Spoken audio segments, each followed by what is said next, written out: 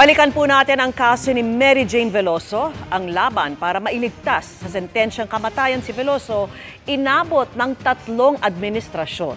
Balikan po natin ang makailang ulit na apela ng Pilipinas sa Indonesia at kung paano humantong sa isang kasunduan ang dalawang bansa matapos ang 14 na taon sa pagtutok ni JP Soriano.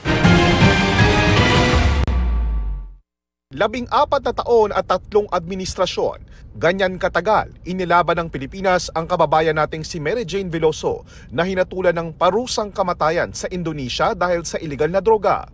Trabaho sa Indonesia ang pangako ng recruiter ni Mary Jane nang lumipad siya pa Indonesia noong April 2010. Pero lingid daw sa kanyang kaalaman ang maletang pinabitbit umano sa kanya ng mga Pilipinong recruiter.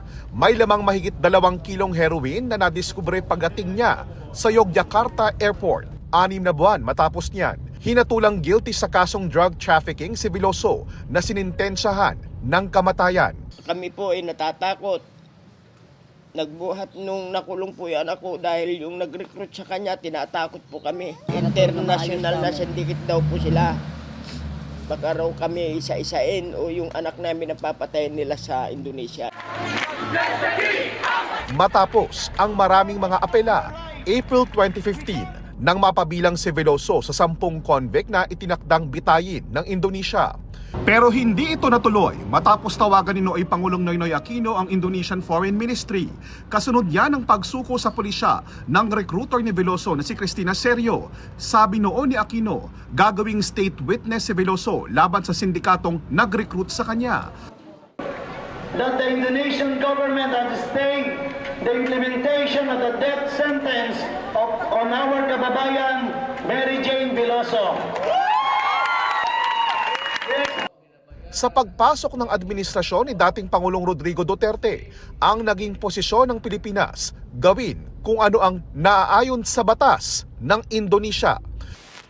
He said, "Follow your own laws. I will not interfere." Pinayagan naman ng Indonesia na makapagbigay ng testimonya si Veloso laban kay Serio at sa isa pa niyang recruiter na si Julius Lacanilao.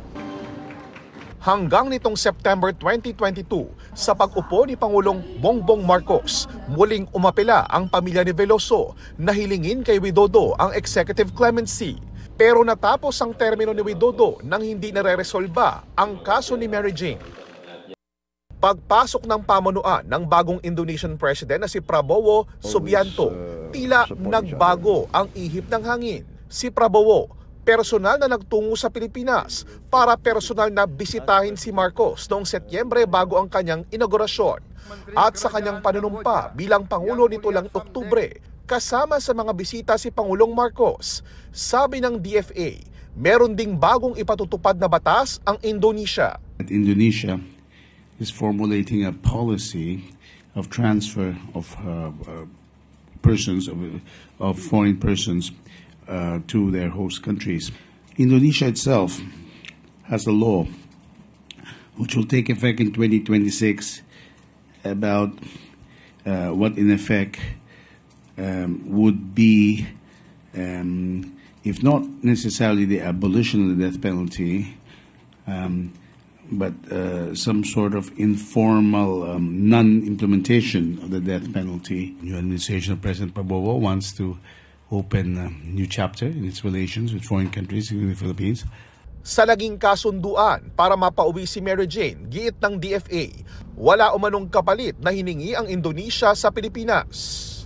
The Indonesians have not requested any payback, any quid pro quo for this. May I clarify? This is not in return for anything. Para sa GMA Integrated News, JP Soriano, nakatutok 24 oras.